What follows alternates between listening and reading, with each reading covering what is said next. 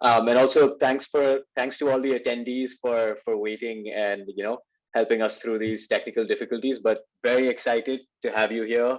Um, as you know, MIT is very much immersed in the crypto community, and having somebody that's at the forefront of Ethereum, is the forefront of scaling, also on the infrastructure side, is something that people here were very excited about. So very glad that we have the chance to talk with you. Absolutely. So just to give you a little bit of what we might cover today, hopefully, um, as a roadmap, just wanted to talk a little bit about how you found your way to crypto, how you decided to start working on Ethereum, and what Polygon's product roadmap has looked like over the years, and also a little bit about how India's crypto space has been evolving over time. I'm also going to quickly post a link in the chat for all audience members to post questions for Sandeep, and we'll get to those as we can during the conversation. And we also have an NFT drop, because what would a crypto talk be without an NFT drop for everybody that signed up? So I posted that link in the chat too. So just drop your Ethereum address, and we can sort that out once the chat is over. But yeah, just to get started, so that, because I know everybody has been itching to hear from you. But before we sort of get into crypto, we just love to hear about your interests growing up. Were you always interested in computers and coding? And if not, how did you realize, and when did you realize that you wanted to get into software engineering as a career?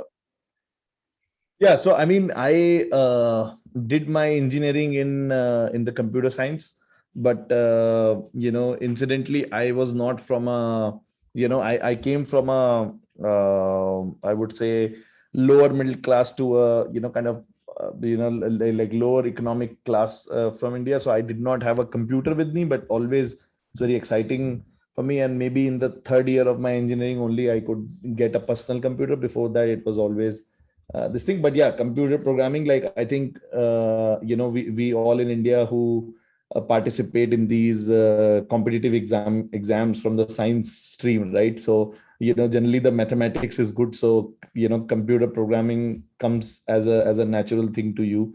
So I mean, I was also decently good in computer science, but overall I always loved to stay on the business side instead of on the development side, although I did like fairly hands-on products, like few of them as an engineer. But I my heart always lied on the business side of things. So I mean, I moved after computer science engineering, working for 2-3 years. I moved into the I did my MBA again in information technology, and then moved towards more of business side of things. But then also realized that even that is not my calling, and eventually I want to do something as an entrepreneurial endeavor. And before that, I think my life situation could not allow me to take that kind of, because I was the one putting food on the table, to the family. But then once, my wife also supported me and all that. Like now, my wife, that time, we were in a courtship, so she supported me that, okay, you should go and take a full-blown plunge into this. And that's when I first time, went all out into the entrepreneurship. Before that, also I had done multiple startups.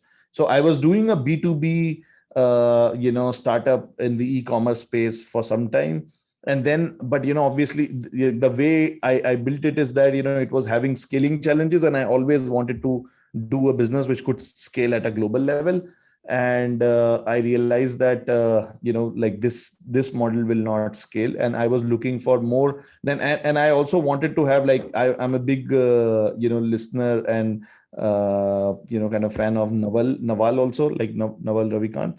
And he talked about the leverage a lot and all that. So I realized that I want to do something in the deep tech space which can have infinite leverage technically. So I started looking into these deep tech spaces, like with the artificial intelligence, and then into the blockchain and things like that. And one thing that struck me when I started reading about Bitcoin, and I think that was the insight which kind of changed my life, is that when I looked at Bitcoin, even though I came from I had an understanding of economics and, geopolitics and all that, like what was going on and what is the human history and, of money and things like that. So I could get the currency idea of Bitcoin very clearly, but I still like, somehow I, kind of, sat back, and even in like, 2015 and all that, 2015 and all that, I thought that, this is at the end of the day, whatever, whether it's being used for money, at the end of the day, it's like a simple computation which is happening in a decentralized way, right? And which was the biggest insight for me, that I thought that, okay, this is a simple computation, which is a payment computation in the case of currency. And what if this can be extended to general computations? And by that time, because I was just getting into it, like 1 or 2 weeks into it, I did not know about Ethereum. And then, after 2-3 weeks, I saw Ethereum, which was exactly like, being built as a, as a general purpose programming, language enabled blockchain, where you can have general computation in a decentralized setting. And that was the insight where I said that, this is really, really big. And this is not a technology. This is more of a, paradigm in how we human beings organize, we do business and things like that. So, from there, as they say in crypto, I fell into the rabbit hole. And since then it's been, yeah. No, that makes sense. And that's great to sort of hear sort of your journey. And I know you've talked about this before in some other podcasts, and I thought the analogies you use were extremely compelling. But you talked a little bit about decentralization, and some people would say that another core value of Web3 is ownership of your content. And so, kind of keeping that in mind, could you maybe talk a little bit about how you see the difference between Web1, Web2, and Web3, and sort of the values that are at the forefront of each of these phases of the web? Yeah.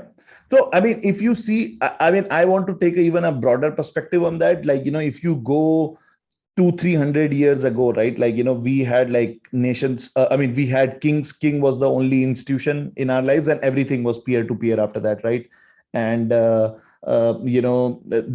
we moved into the nation state, kind of mode, where more and more countries started becoming, these nation states, where the government or the king itself, like government is, in a way, it rules the country, right?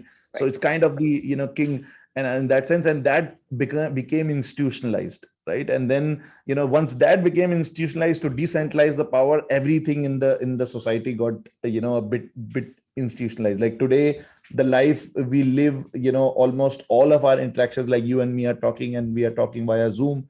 Zoom is the, institution which is sitting in between, and almost everything that you do, very few things are actually peer to peer, which are related to our real, and I mean the physical life. But then, like even in this kind of format of like nation state and institutionalized life, last 20-25 years have been, even next level, like, which is actually the Web 2, where, internet, instead of being only on the computer machines and all that, it came into our hands, right? Like in the form of mobile, personal computers and whatnot, where our interactions, and we as humans started spending more and more time in digital, and then the digital worlds. And like this institutions, like, I mean, all our 70% of our interactions with the external world, like today, 60-70% is in the form of a digital interaction, right? And all those interactions are happening via a third party, right? And I think Web3 is something, or as a paradigm, this disrupts this thing itself, like where we, instead of you and me, maybe 5 years, 6 years from now, you and me will be talking via some protocol which is connecting us peer to peer via a complex network routing mechanism or whatever. But no third party has the control on the people, how people are interacting with each other, and like have the custody of things. Like today, our banks, we think that we own the money in the bank. It's actually the bank that has a ledger which says that, okay, you own this much money. Or even your driver's license, or I mean, even your car ownership, your house ownership, everything is ratified by some institution in the middle. And what blockchain enable is, like, as you were saying, that what blockchains enable is three key things. One, they ensure digital property rights, like, whether that is an asset, which is a currency, or whether it's an NFT, or eventually maybe some physical asset that you own. So native, ownership rights that blockchains enable. And second, like, key important part is that it removes those third party controlling something. Now you can have code controlling that. And many of the people who have not experienced DeFi here, let's say in the audience, they might go and see that, okay, there is a full-blown decentralized exchange by the name of Uniswap, where no third party is doing anything, and two parties are exchanging assets between each other. Similarly, we have like now decentralized banks which are doing lending and borrowing on the blockchains. So similarly, this basically we have been able to, like, the purpose of Web3 is to disable this third party and make these transactions trustless. And also I lost the thought of train, but I was also saying that not only these parties are being, but yeah, the ownership that we have, digital native ownership, nobody has to create that ownership for you, fully digital ownership. And then I said that the removal of trust party service as a third party trust engine or entity. And the third thing is the censorship resistance. Like, these three are the key focus areas, and that's how I define Web3, which is actually not available in the Web2. No, that makes absolute sense. And I think it's a great way to start, building a mental model of why this is such a paradigm shift. That's not just something that technologists are thinking about, but is also something that we as regular users of this technology potentially in the future should think about. And I want to eventually talk about Polygon specifically, but we have this really great question from the audience, which kind of focuses on central bank digital currencies. So what's your view on central banks sort of developing these digital currencies? Will that help the ecosystem or not? And what is Polygon doing, if anything, to sort of prepare for the future where this might be a reality in many countries? Yeah, absolutely. So how I see is that, in terms of these business or these operating environments, we are not going to go from 0 to 1, like, 0 to the everything government controlled to the, 100% like decentralized and all that, and 0. So these CBDC, I feel CBDC is kind of a transient stage where CBDCs, if they keep at least some part of like this public private key or digital ownership kind of paradigms or user interfaces, because they will have much larger mass adoption kind of capabilities, because they will be done by governments and all that. I think it will onboard potentially hundreds of millions or even billions of users onto the this key pair or digital ownership kind of paradigms. And then eventually over 5-6 years, 10 years, like, one thing I'm very clear is that crypto as this decentralized form is unstoppable. Like, I mean, it's already very clear. Governments now understand it globally. It's unstoppable. What they are trying to do is to, again, like, I think they also understand that this is kind of these are all transient stages. So CBDC would be one transient stage, but I think overall for crypto, it's very good, which will bring in like so many people who will come on CBDC, and then the developers will be able to create these mechanisms where you will have to build off ramp, on ramp into these CBDC mechanisms and all that. They will be slightly more regulated. Governments will be happy, but overall it will propel the adoption of crypto on a global scale. No, that makes absolute sense. I know some people were sort of worried about what that might mean, whether that might mean additional regulation. So I think thinking about it in terms of the incremental adoption it'll bring is probably a good mental model for that. So yeah. I mean, when people start worrying about, and maybe people start worrying about it because they think that, okay, it will be implemented in one large scale on a global scale, right? But imagine, like, we as countries globally, we are not even able to come on a consensus on things like, let's say, climate change and all that, which many of the things where everybody thinks that everybody knows that even if, let's say, this is not real or data is lying and all that, doing good work will not harm anyone, right? Like, if you start working in because I have listened to the both camps, that, okay, some people think that, okay, no, this is a natural earth temperature changing cycle and all that, but the point being that doing something will be helpful. And we are not able to come on consensus on that. Imagine, like, this is the case of currency and monetary policies and all that. Like, so there is no way that the people are going to come to same page, and you will always find these pockets for these cross-border transfer chain these things, and cross-border business business models and things like that, because some of the geographies will be open to this public form crypto. So eventually I think this is more of a, this is going to be beneficial for, according to me, in terms of adoption. That makes sense. So kind of, stepping away from the regulatory side a little bit and going back to 2017 when you started, learning about crypto. I know you read Mastering Bitcoin and you were deciding about what to build on. I know people in the audience may have varying levels of familiarity with the different protocols and Bitcoin versus Ethereum. So how did you sort of think about scalability for Bitcoin versus Ethereum and where you wanted to actually make an impact through your product?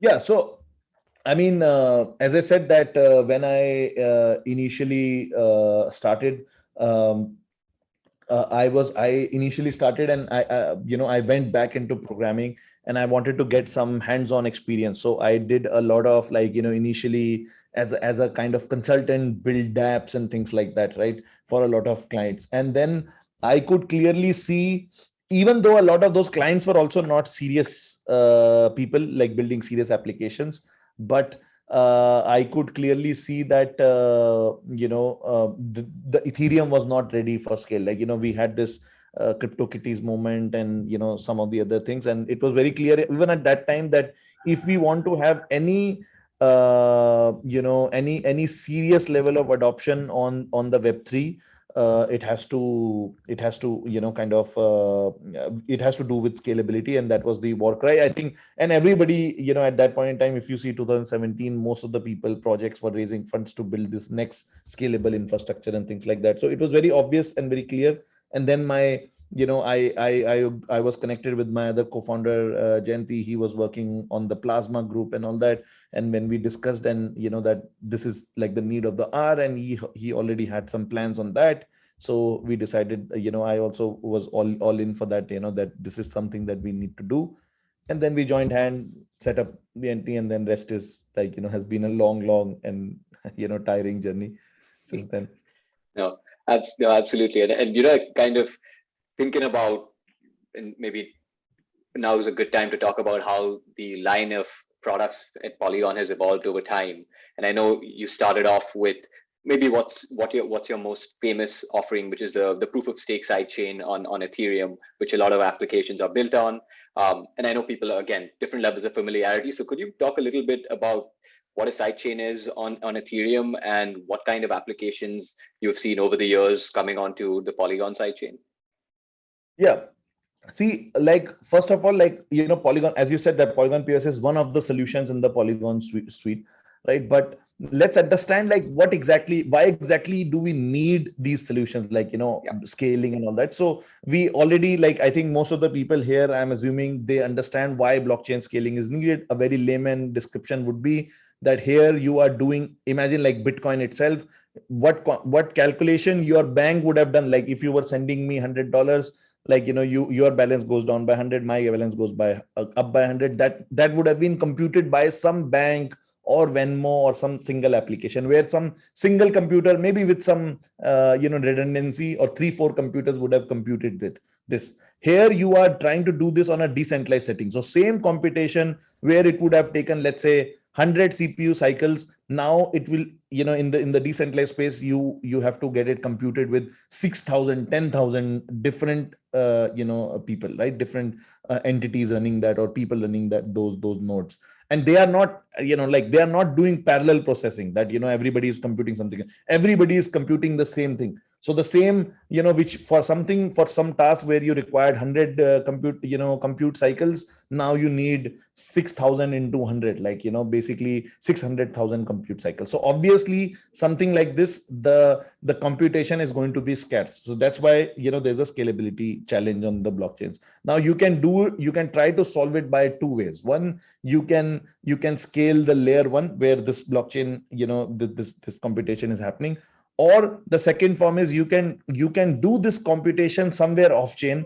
And if your layer 1 is decentralized and secure enough, then if you are able to build some system with which you are able to prove back on this particular this blockchain that everything that you computed on this off-chain platform was in accordance to the laws that were already discussed, which is similar to smart contract. Basically, you declare some laws with the end user and you compute everything according to those laws. So as far as you are able to prove back on the Ethereum, let's say the base layer 1, that every computation or all computation happened properly, then everything is fine, right? So then you can scale this blockchain horizontally, where you can have many of these computation environment, compute, provide a proof back on Ethereum. If the proof is right, everything is fine. Otherwise, there are economic guarantees to do that. That's the basic concept of layer twos, right? Like what layer twos are doing. And on layer one, I already said that, the fundamental requirement for layer ones is to be decentralized, because if you are not decentralized at layer one, then you are going to imagine like some solution, like we have these days, like some solution which are very, very scarce in terms of they are trying to be Ethereum alternate layer ones, but they are very badly like centralized, and the architectures are also like it's hard to decentralize them.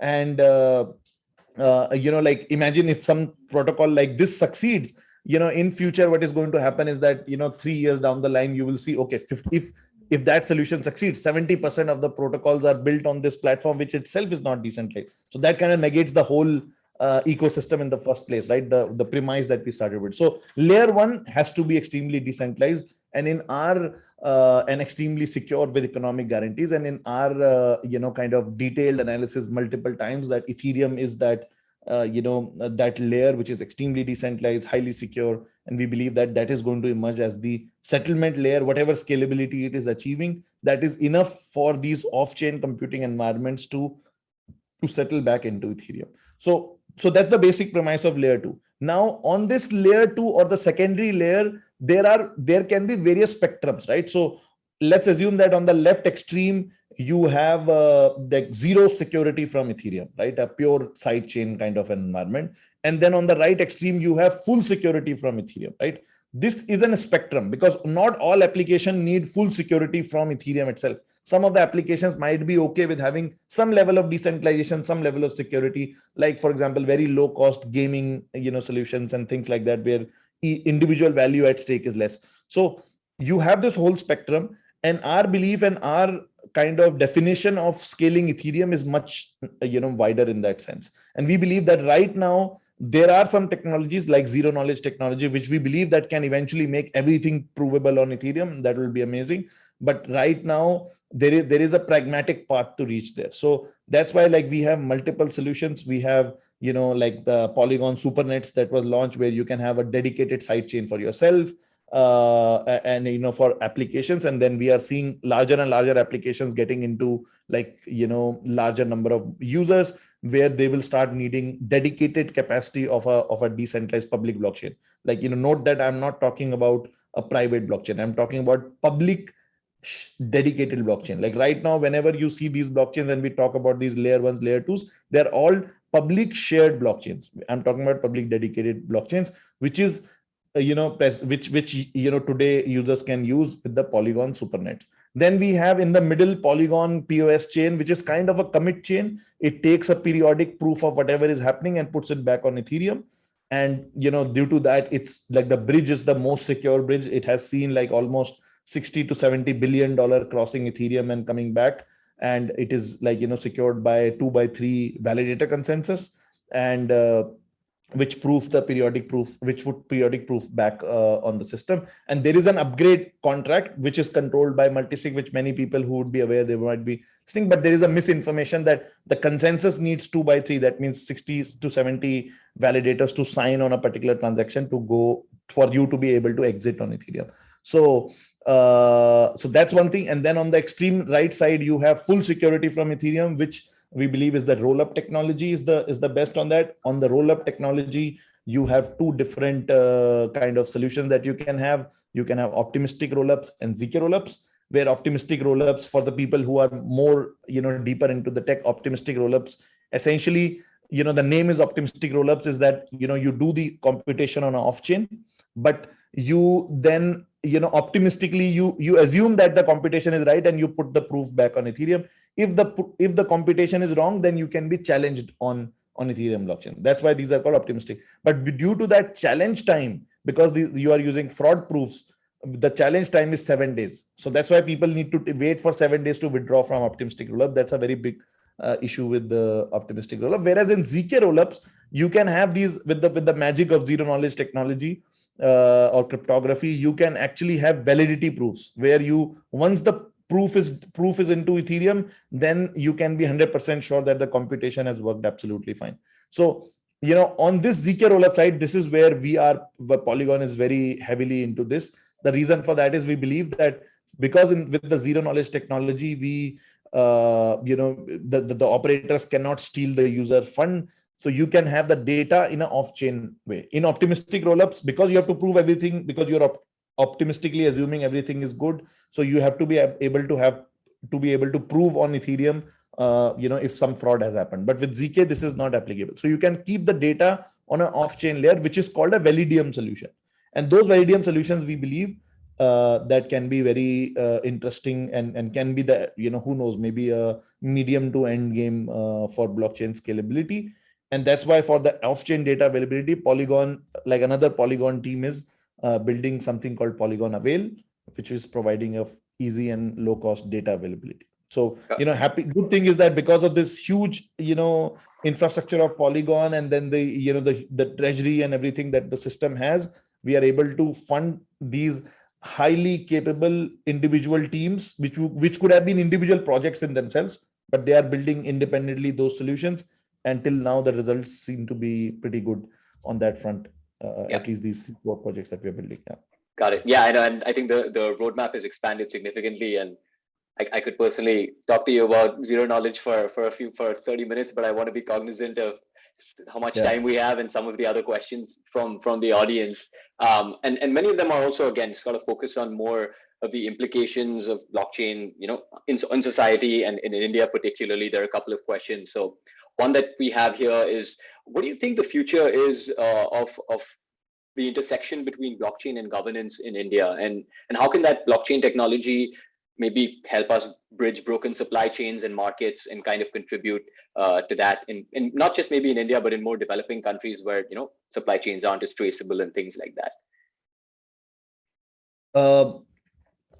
Just give me one sec. I kind of had some this issue. What you said, future blockchain and governance, and in India, future of blockchain and governance, and in India, how can blockchain technology?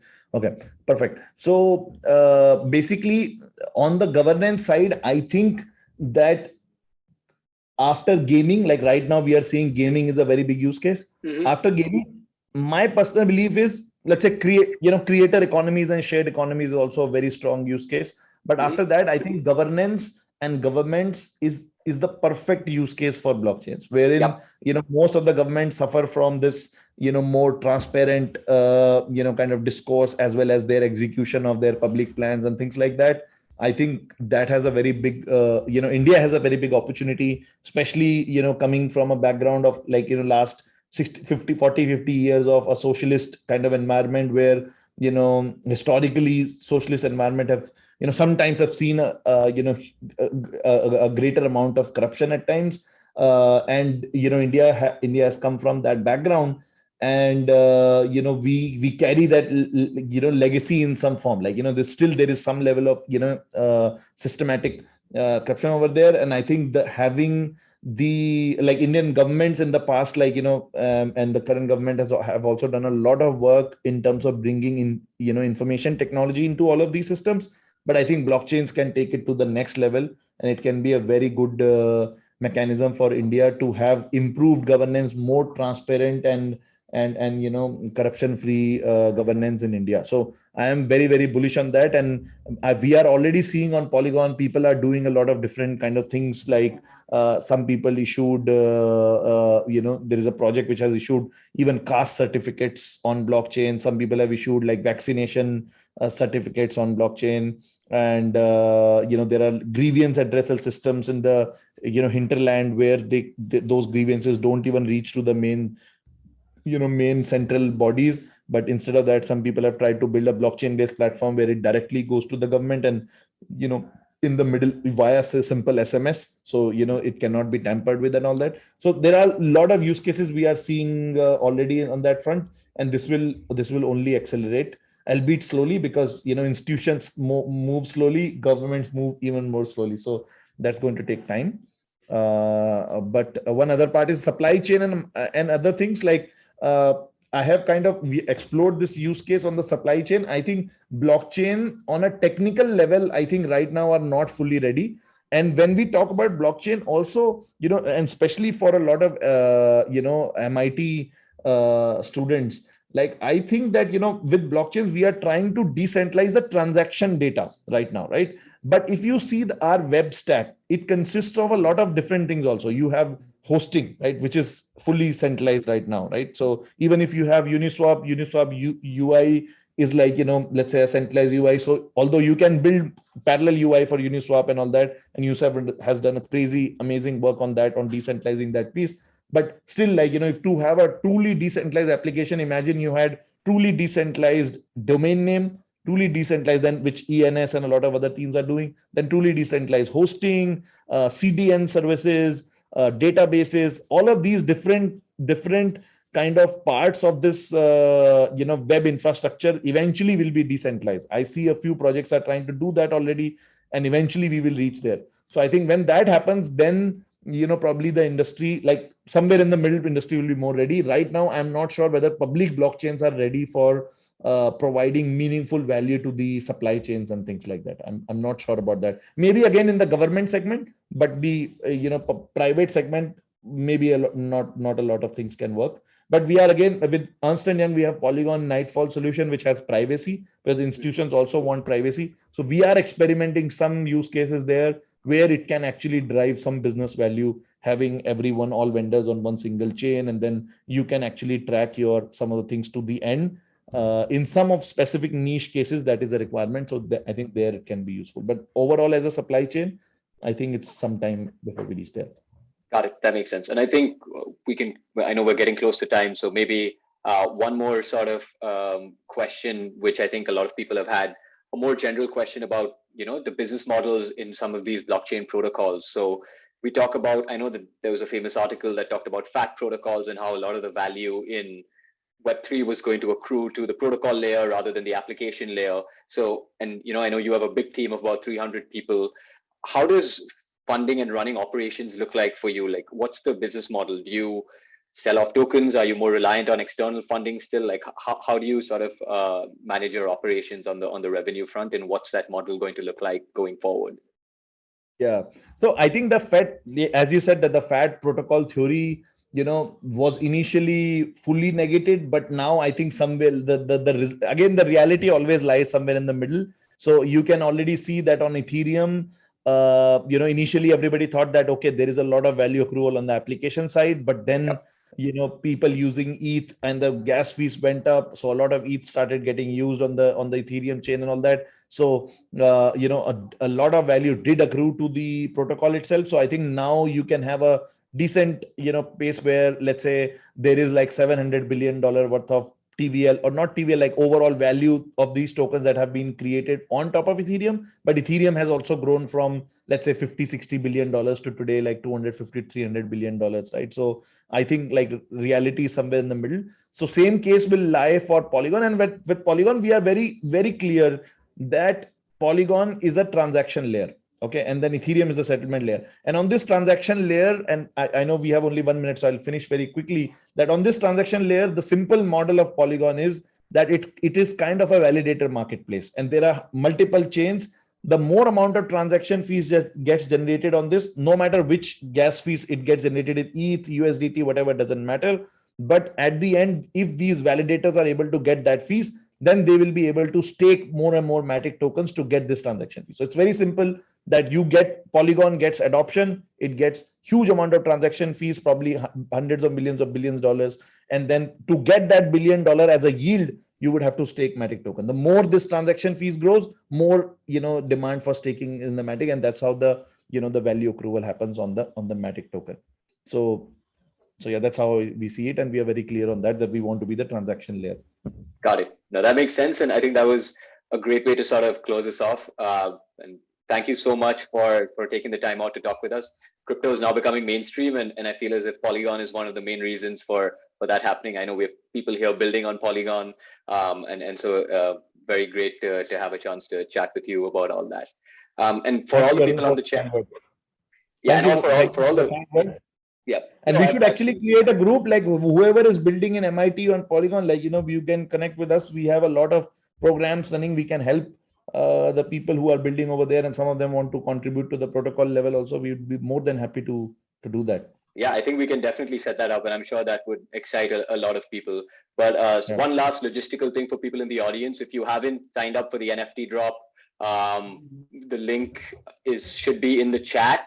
Just post your Ethereum address, and we'll have that shipped out to you over the next day or so. So very exciting, and thank you so much, Sandeep. Again, very glad to have a chance to talk with you, and this was really, really informative. Thank you so much, Varun, for having me here. Thanks, Priyambada. Thank you, everyone. Bye-bye. Bye.